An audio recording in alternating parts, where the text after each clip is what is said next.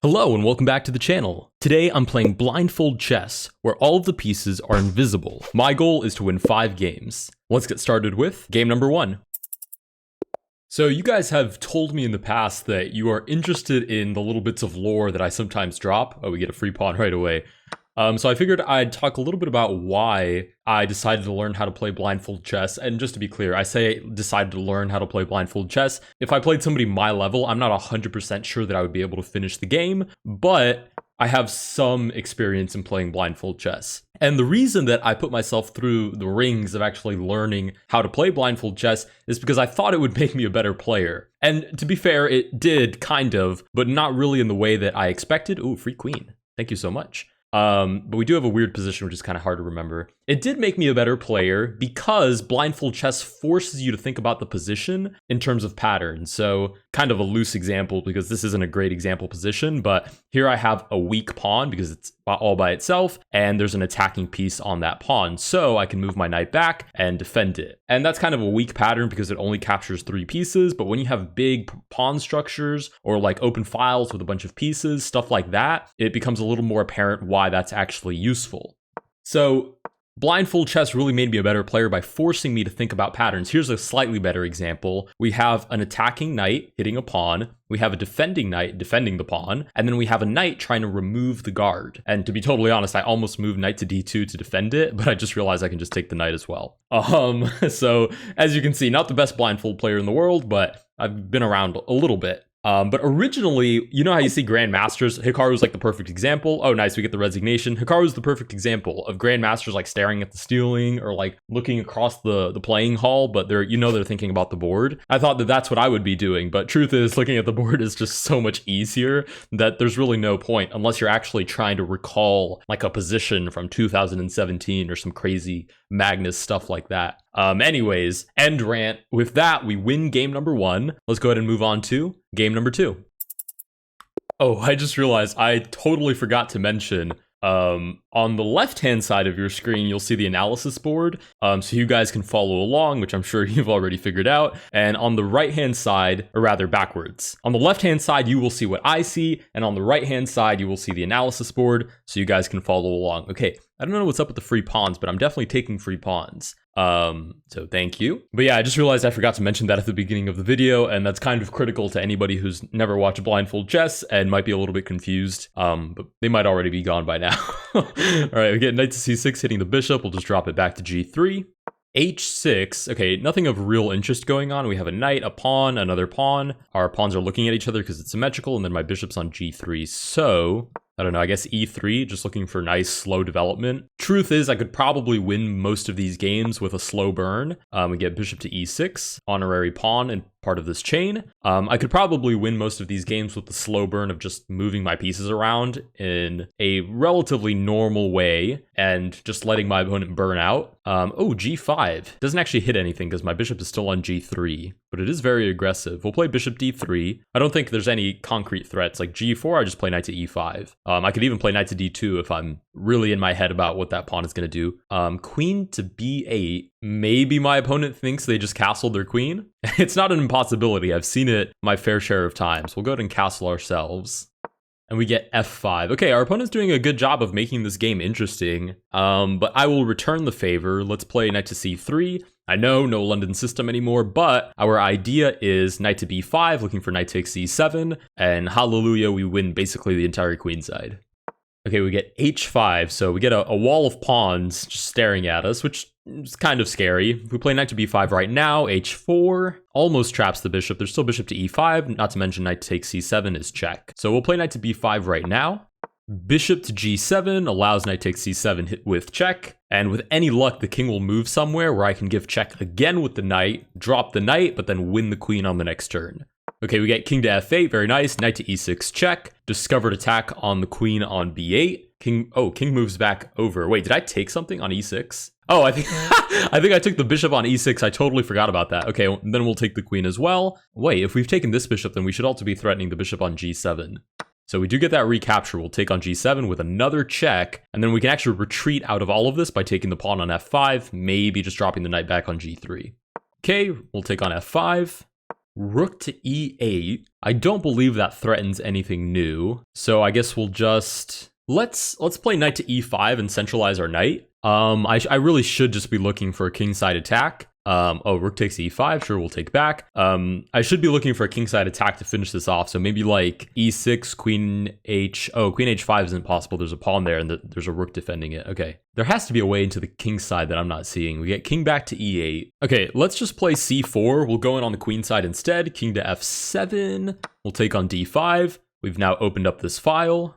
We get king to g6. I can just take the knight on c6. Obviously, my opponent can take... Oh, actually, no, because I have the bishop on d3. This is what I mean. I get a little bit lost later in the game, especially if I'm winning, because, I don't know, your brain just kind of turns off because it feels like it's almost over. We'll play knight g3 check, discover check with the bishop. King has to move back. Actually, king to h6 is also possible. Oh, that allows... Queen takes h5, defended by the knight. The rook is no longer defending h5. Only one legal move, I believe. King back to g7. And now we definitely have checkmate in the works. Like queen g6, knight to f5. There has to be something there, even if I don't see it right now.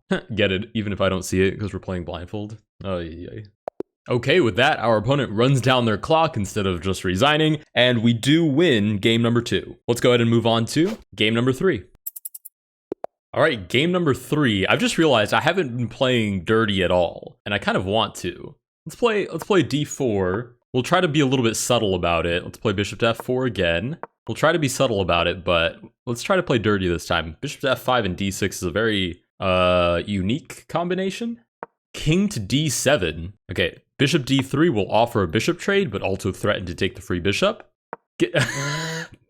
Okay, king to c6 will take the free bishop, which means there's no retreat, and sure, why not? We win game number 3. We didn't even get a chance to play dirty because our opponent played themselves nice and dirty by playing up to c6. Hold on, let me shift alt B, is that what it is? Aha, yeah, I mean, this is just... this is insane. Why would you do that to yourself? Anyways, let's go ahead and move on to game number 4. All right, game number 4. How dirty can we go? Let's try e4. Let's just try it. Just to say that we attempted it. Okay, we get e5. I'm already out of the book. I don't know how to play this at all. We'll play bishop to c4. d6. Is this gonna work?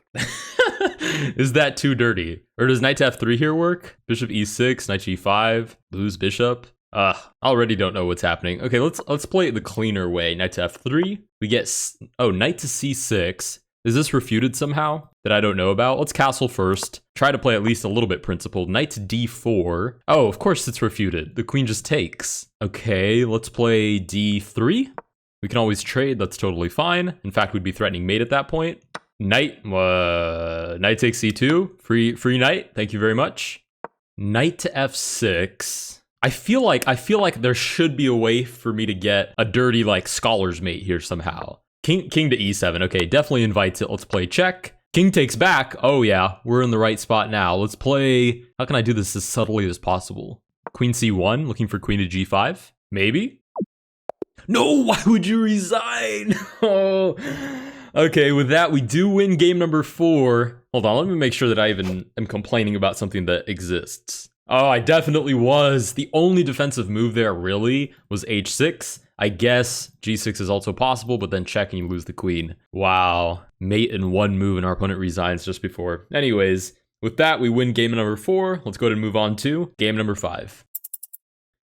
This also reminds me of a study. I know it was definitely a study that was conducted. I don't remember who was involved. I believe one of the Polgar sisters were involved, where basically they gave complete chess beginners, people who have never played chess or played very little chess, a position to memorize, a normal chess position, and they gave grandmasters the same position to memorize. And then they were given a blank board, asked to replicate it, and lo and behold, obviously the grandmasters crushed it, and the beginners, got a few pieces, maybe 2, 3, maybe 4. And then they did the same experiment, but this time they gave you a completely random position, just jumbled pieces. Imagine if like a toddler came and put a bunch of chess pieces on the board, completely nonsensical. And on that second time around, the beginners actually did about the same as the grandmasters. There was no noticeable statistical difference between those two groups, which I thought was just so cool and a really, really good demonstration of the importance of learning patterns, because it's very different to have to remember,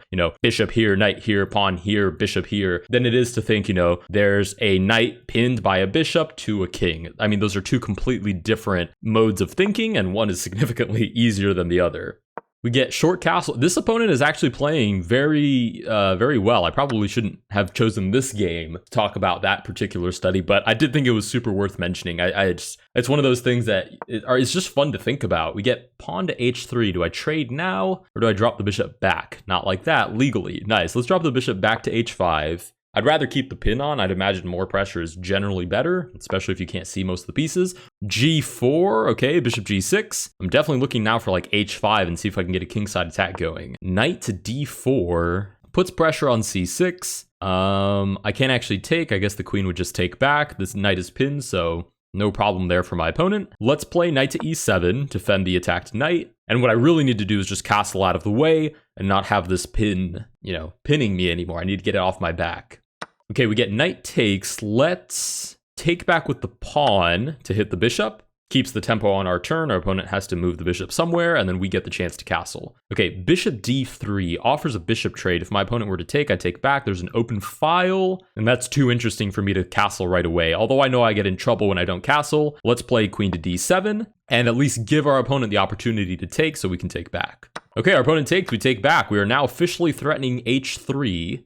Queen to f3 defends it. Yeah, this opponent is doing a very, very good job of keeping it together. Can I play c5 now? No, I have a bishop here. Hold on. Okay, let's play bishop back to b6. It's kind of a waiting move, but I'm trying to decide if I'm willing to castle long, because it puts me in a very weak spot, and it's not hard to attack me from this position, and I'm not sure how much my counterattack is going to help me hold it together. We get rook to d1. The other problem is if I castle long right now, I drop f7 to the queen. Oh, and I'm super low on time. Okay, I'm going to play something probably suboptimal, probably not good. Don't replicate this. This is bad chess. But I'm going to see if I can play a little bit for tricks.